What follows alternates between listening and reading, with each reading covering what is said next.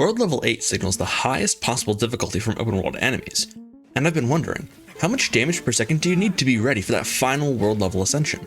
So that's what we'll be covering today, as we discuss how to calculate DPS, how much damage you'll need to start plowing through enemies, and how to build your teams and characters to get there. To calculate DPS, you'll need to record your damage output over time, like the name says, damage per second. This sounds a little bit easier than it is, because, who wants to go frame by frame and keep track of all those damage numbers and add them up? Well, as it turns out, enemy health by level is actually well documented. So, with access to every monster's max HP, we're ready for the next step, which is picking a good reference target. Since most team rotations don't deal all their damage in equal amounts, nicely spaced out across the fight, a bulky enemy with enough health to track through at least one team rotation is just what we need. And the best fit for this is the Primo Geovishap, especially due to its consistent elemental resistance, so no matter what type of damage we're dealing, you can follow along at home. With nearly 800,000 health, and more importantly, a static health bar at the top of the screen, this boss allows us to track the damage we inflict in real time without having to keep searching for little floating HP bars over the enemy's heads to keep track. But look, what's that? Is that an HP ruler available in my Discord server if you want to calc your own DPS? Why, so it is, and the smallest tick mark on it represents 1/32 of the total HP bar, or in the Primo Geovishap's case, about 25,000 HP. Now all you have to do is grab your stopwatch and time the fight, then divide its total health by how many seconds it took, and boom, you've got your average deeps. But does that give us the whole picture? Take this Wriothesley team for example. With Shenhe, Zhongli, and Kazuha, we really see how DPS over time provides information that's just as valuable as average DPS. To help visualize, I graphed out the damage for each second across the fight.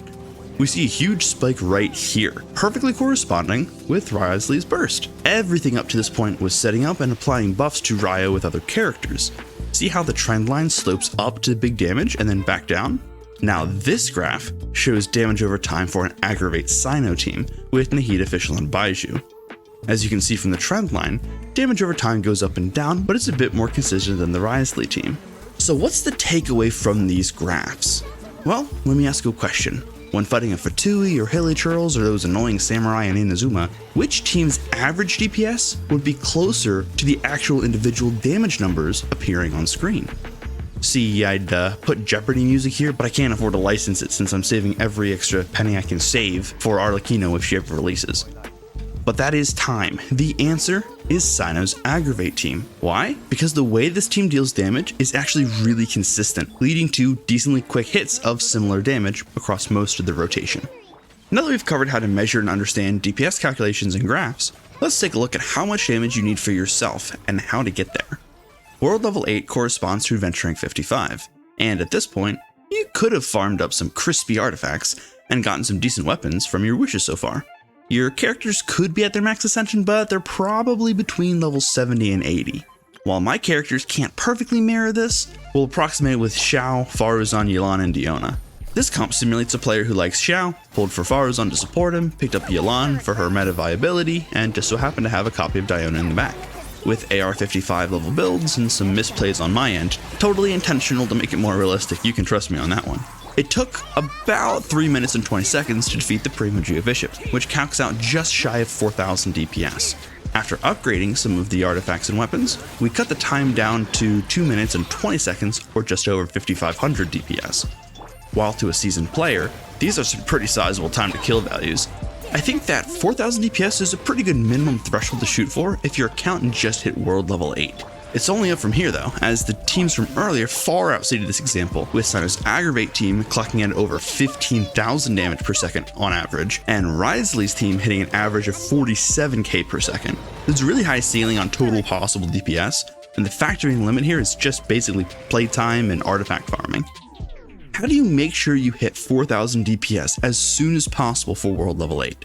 Well, in my past videos, I said that building your favorite characters and throwing them all in a team together is fine. However, that only works if your characters are already powerful enough individually, and that probably isn't the case here. Instead, we're going to look towards team synergy and stat buffs. For my Xiao team, I tailored it specifically into buffing Xiao's attack and animo damage, while giving some healing and shields.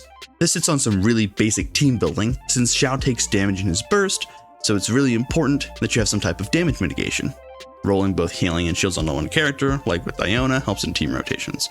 But on top of making sure your team synergizes well, You'll need your weapons to be around level 70 to 80, talents at least level 6, artifacts at least level 12, if not 16 or higher, up to 20. But that's not enough. You should pick weapons that support the stats that you want on your characters, only level the talents that are relevant, and make sure that you get either 2-piece bonuses or a 4-piece bonus from artifacts. At this point, characters who work from a single 2-piece bonus or 5 offset artifacts with good stat rolls are kind of few and far between, especially if you're trying to hit this target DPS this early on. So here are my general tips for building towards that 4,000 to 5,000 damage per second, apart from leveling up characters, weapons, talents, and grinding artifact domains.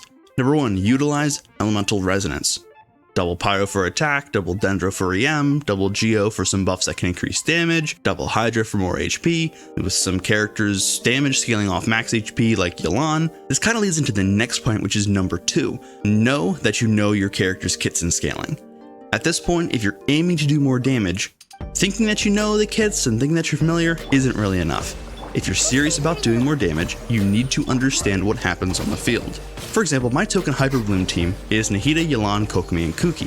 The damage scales completely off of Kuki's Elemental Mastery, and Nahida can buff that with her burst. The team works really well with Nahida as the driver, but in that case, Kuki's EM doesn't get buffed since Nahida's burst only increases the EM of your on-field character. That's a pretty good example of me personally running a team incorrectly whenever I was trying to get the highest damage out of it.